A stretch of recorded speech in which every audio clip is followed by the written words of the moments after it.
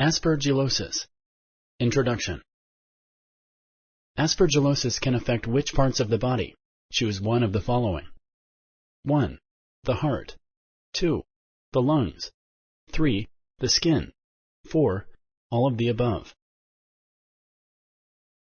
Correct. A type of aspergillosis can also affect the brain or kidneys.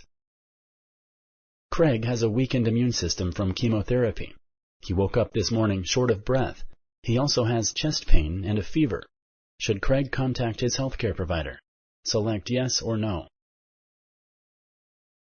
Correct. Craig should contact his healthcare provider right away. Some people are more likely to develop aspergillosis than others. Select true or false.